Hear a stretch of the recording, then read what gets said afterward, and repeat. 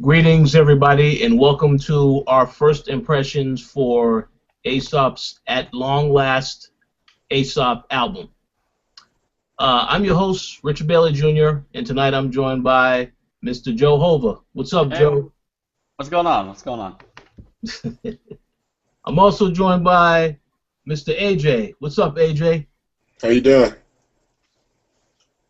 All right, so if you don't know, or if you're watching this right now, we all know that Aesop dropped a new album. It was supposed to come out on June 2nd, but it leaked earlier today, and then he sent out a tweet saying the album is coming out everywhere at midnight tonight. So we decided it would be the best time to give our thoughts on the album thus far. We've all listened to it in its entirety for the most part. Before I get into what I think about the album, let's let you go first, Joe. What did you think of the album? It sounded like, I don't want to say it sounded like a typical ASAP project, because the production on it was really good, and he's known for having really good production. There was a lot of beat changes on this one. There was like several tracks where like the beat would change and it would change back, or it would change to something else, and it was kind of chaotic at times, but at the same time it was kind of it helped basically tell the story of the album, I guess you should say. And it makes sense too, because like he's kind of been, lost in the shuffle, I would say, with the whole death of A$AP Yams and stuff, because that was basically one of the guys who helped keep, A$AP Mob together and stuff. But yeah, I think 18 tracks is too long. 18 tracks is way too long for a project. And Rocky's good. I dig him for what he is. He stunts. I think he can rap. It's just and I know this AJ's gonna go into this here in a minute. He stole the Houston culture to make his name. Ooh. Well, okay, AJ, do you have a response for that? No response, just a continuation. I agree. Yeah, man, I feel as though there are some things that you can claim as your own as far as phrases and terminology, which is why, I wouldn't walk around saying, hey, what's good money? That's not a phrase that's a usual thing that I would say as AJ. I'm from Houston. I say things like throat and trill. That's just in my normal repertoire. For, that to be your first hook, hey, I'm not a Houston nigga, but this is trill. And I'm like, who am I to say? Because apparently it works, right? A$AP Rocky has a following. This was a solid CD. I like the length of 18 songs. However, I didn't like this album because I don't like the way he raps. I don't really care for the things that he puts forth as far as music goes. But the 18 tracks, if it's a solid album, if it's something that I'm going to sit down and listen to, I can ride with this. However, this one didn't catch my attention. Yeah, it was just like, it was kind of, there were parts of it that was dark. There were parts of it that were, he was trying to... Too hard. Yeah, like he was trying to like get kind of lyrical. Yeah, then play your position. If you can only talk about this little lane until you can develop the other area and aspect of like the musical genre, hey, you just stay in your little lane until you get good at doing other stuff. So another thing that I was seeing, like it was like really he trying to come off as hard. Like when you get in the booth, hey, I'm just gonna go in here aggressive. I'm gonna talk about all this rah rah, and I'm gonna make sure they know that I'm about these streets, Crips and Bloods and shit like that. Like, come on, man, you don't have to put that out anymore. It wasn't my forte. I think what you both said about the fact that it feels like it is definitely two albums. When I listened to the first half of the album, that felt like a lot of that stuff was dark, a little bit much of a mellow tone to everything. Then as soon as it got to Electric Body, which is number 8, it started to pick up. Then we went on to Jukebox Joints, the song with Kanye West. And the second half of that song, that was where I was like, okay, this is good. Of course, Kanye delivered an excellent verses left to right. Bragged about the fact that he is with Kim and he's smashing that on a regular basis. I thought that was pretty funny. So, I thought it picked up after it got to that joint, but before that, it was like I wasn't really interested or engaged enough in what was going on with the album. I know all the stuff that happened with Yams is very unfortunate. Perhaps there was, that's why he wanted to get sentimental with some of the stuff he was saying on the album, so I could respect that. But Yeah. I wanted to ask you guys, were there any tracks that you enjoyed on the album, and then were there any that you disliked? But first, let's go to the ones that you enjoyed. How about you go first, AJ? If there were any. Oh, okay. You ready? I'm ready. Yeah. Wavybone, simply because of the features, which is the one we were referring to like before we started the show. No. That one, I can listen to that because let's just be honest, Juicy J, just funny motherfucker. In my opinion, like I fucks with Juicy J. So I mean, I can't knock that. As far as that, and he had a song with Lil Wayne, and I mean, I always try to listen to someone that was, the greatest rapper alive. You try to listen to the lyrical ability, and I appreciated it. So those are the two songs that I really would ride with. So that was Wavybone and what is it, M's? Yeah. For me, it was Wavybone because the best verse of the year goes to Pimp C. Rest in peace, Pimp C. Pimp C said, "I need some head from Sheryl Crow." Like, who says this? Like, I love Pimp C so much. But Wavybone was good. LSD was dope. I thought LSD was really good. M's was cool. The song with Kanye was cool. And Everyday. I really dig Everyday with the Miguel feature and the Rod Stewart sample. Because Mark Ronson produced that too. It sounds totally different than the album. So I thought that was really good. Definitely. I agree as well. Everyday, yeah, good song. M's with Lil Wayne, obviously, I enjoyed that.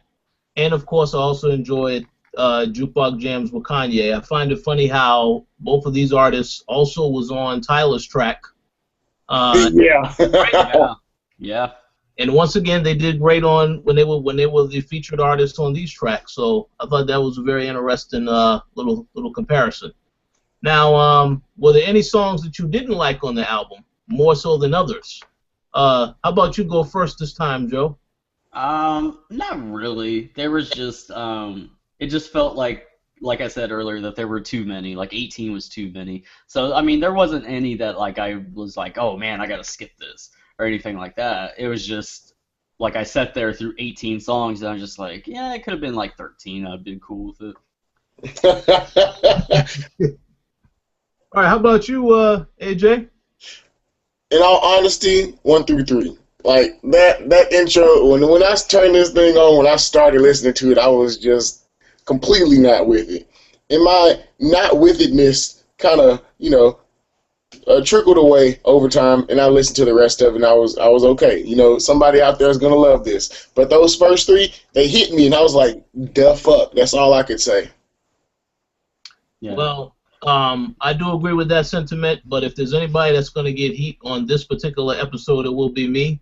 I did not like the whole first half of the album. Now, granted, LSD, great songs. I mean, it's a particular audience, I feel, for this type of music. Again, I'm not in the majority, so obviously I wouldn't like it. Now, of course, when he had the songs with Kanye and Lil Wayne, I enjoyed those because both of those artists, I wanted to see what they would bring to the table. And they delivered for the most part. But, again, I respect the album for what it is. It is something, but if I was to compare this to albums that have already dropped this year, man, it's very, very difficult. It's very difficult. Well, the thing about this album is it's coming out at the right time. It's coming out at the right time of year because an ASAP project during the summer is going to sound phenomenal when you're driving wherever you're going. Or, but what on here is a banger, Joe? You know music. What do we have that we can just put in the trunk and ride to? From that album or right now? From that album. That album, the Wavybone track for sure. The Everyday track for sure. Pretty Flacko Jodye, that's a banger for sure. There's probably like a couple more on there too. Okay, so those are gonna be summertime bangers. The Wavybone is for sure, for me at least. Okay. And you say LSD as well, correct? Because Yeah, people be taking LSD drugs for after they hear that song, right? that LSD track is going to be amazing in the summer. Yeah, that's interesting. Well, we'll see. Like I said, I'll be very interested to hear what everybody, they share their own opinions on this album. Please feel free to leave comments because I'm very interested to get what everyone else thinks about the album, whether they was, they liked it or they didn't like it. So last but certainly not least, would you guys recommend this album? How about you go first, AJ?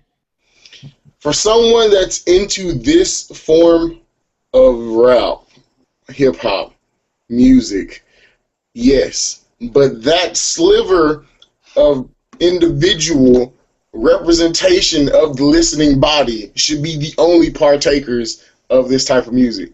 So yes, I recommend it to you. If you're an A$AP Rocky fan, you go out there and you get it. However, AJ will not be jamming this after tonight. AJ recommends it to everybody except for people who live in Houston. I'll accept that right now. I'll take that.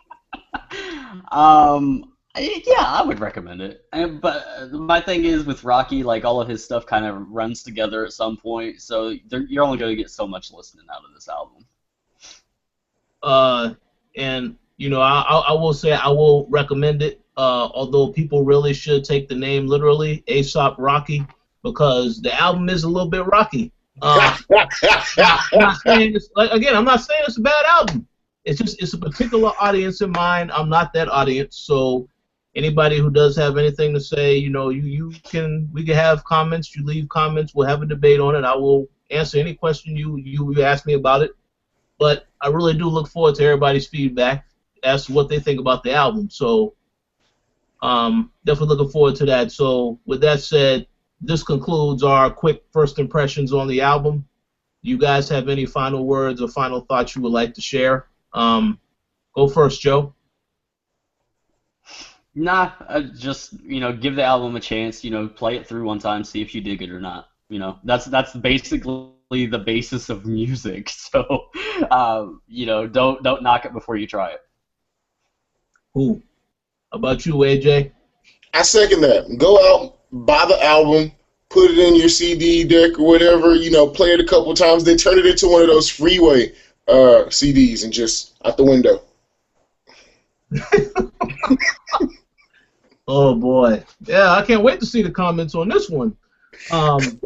And again, like I said before, as I've always said, I'm not necessarily a fan of the artist. I respect what he's trying to do, but if you are a fan, definitely check it out. Chances are you probably already pre-ordered this, so anything I've said is irrelevant at this point. But yeah, definitely worth checking out, and feel free to let us know what you think in the comments section. Also, if you do enjoy us doing these first impressions, you want us to see more, add more to the show, please do feel free to donate, by clicking the eye on the video, which you will see, I believe, on your right-hand side. Again, this show will always be free. This is an option if you definitely want to see us do more on the show.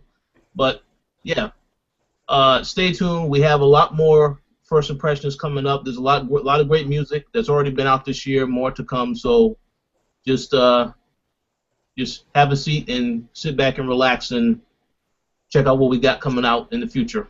Until then, have a good evening. We'll talk to you guys later. Peace. Trill. So, wow!